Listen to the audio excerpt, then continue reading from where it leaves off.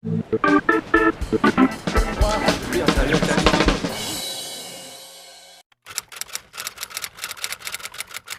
un thème qui est biblique, comme on l'a pu le voir aujourd'hui. La jeune et vieux se réjouiront ensemble, on l'a chanté tout à l'heure.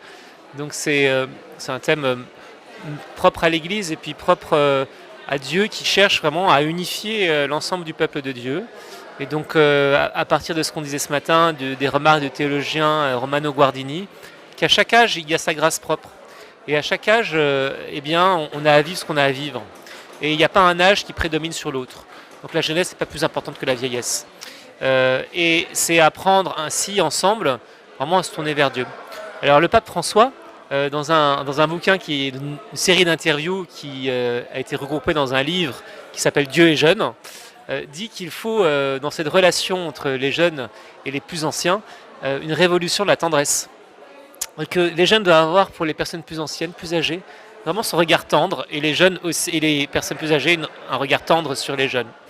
Et puis c'est un vrai axe du pontificat du pape François qui accentue, qui insiste en disant les jeunes ont besoin de racines, et vous les personnes âgées, vous êtes cette mémoire, vous êtes ces racines pour les jeunes. Et vous les jeunes, tournez-vous vers les personnes âgées. Ils vont vous ancrer dans le réel, ils vont vous ancrer dans une tradition, ils vont vous aider à construire votre identité, celle à laquelle vous êtes à la recherche constamment de savoir qui vous êtes, à quel peuple vous appartenez, à quelle histoire vous appartenez, à quelle région, quelle culture, à quelle histoire familiale. Eh bien, vous les anciens, vous pouvez aider les jeunes qui ont soif de cette connaissance, même si eux n'arrivent pas, ils ne le formulent pas ainsi. Alors, il faut accepter que les jeunes, ils aient leur vie propre. Ils ont besoin aussi d'être entre jeunes, entre pairs, parce que voilà, c'est la logique de la jeunesse. Mais il faut pouvoir les aider à sortir de leur zone de confort et de temps en temps, par moment, à qu'ils puissent faire cette expérience de rencontrer des personnes plus âgées. Et je dirais même pas uniquement de les rencontrer, mais de faire des choses avec elles, d'agir. Soit ensemble, pas uniquement, je dirais des fois, on va avoir des jeunes qui vont aider dans une maison de retraite. C'est bien, mais c'est pas uniquement ça. C'est comment est-ce que, mettons, on peut, jeunes et vieux, ensemble, aller servir des pauvres. Voilà, pas uniquement que les jeunes d'un côté tous les pauvres et que les vieux de l'autre, mais les personnes âgées plus anciennes et les jeunes, on va aller ensemble. Et là, on va découvrir, là, on va apprendre qu'on a un but commun. Donc, il y a des projets qui, de temps en temps, soient soutenus par les deux âges de la vie. Et puis, de favoriser ces rencontres-là, il y a des belles associations. J'en pense à une qui s'appelle Ensemble de générations, et qui permet en fait à des personnes âgées qui peuvent être isolées d'accueillir chez elles un étudiant ou un jeune pro en échange de services pour le loger. Et donc là, il y a une belle échange qui se fait, une belle interaction. La personne âgée elle est rassurée qu'il y ait quelqu'un chez elle. Et le jeune, lui, il trouve un logement intéressant. Puis lui aussi, il a de la compagnie quand il rentre le soir. Et il y a cette belle rencontre et fraternité qui se vit dans cette association-là.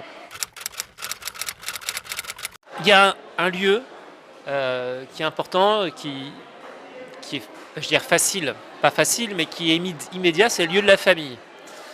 Le premier lieu d'intergénération, c'est la famille. Et donc, comment est-ce que entre grands-parents et petits-enfants, on vit cela? Et que les grands-parents passent du temps avec les petits-enfants, qu'ils prient ensemble. Voilà. Je crois qu'il y a quelque chose comme ça, qui est très beau. Comment les grands-parents éveillent les enfants à la prière.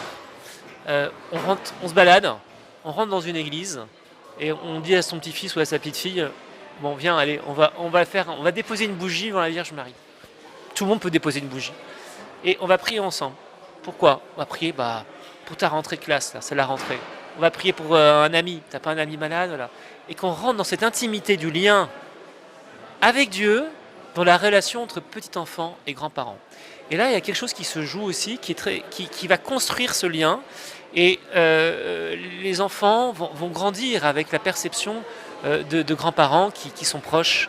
Et puis, ils auront cette perception-là pour les autres personnes âgées ou plus anciennes qu'ils vont croiser. Donc, ce lien de la famille me semble très important. Et puis après, dans les paroisses, qu'on puisse créer des lieux, des moments où on va pouvoir, comme je disais, agir ensemble. Quel projet on peut faire ensemble? Pas uniquement. Et donc, d'identifier. À chaque paroisse, on peut trouver quelque chose. Qu'est-ce qu'on fait ensemble pour quelqu'un d'autre? Voilà. Pas les jeunes pour les vieux pour les jeunes, mais ensemble, qu'est-ce qu'on fait pour les autres?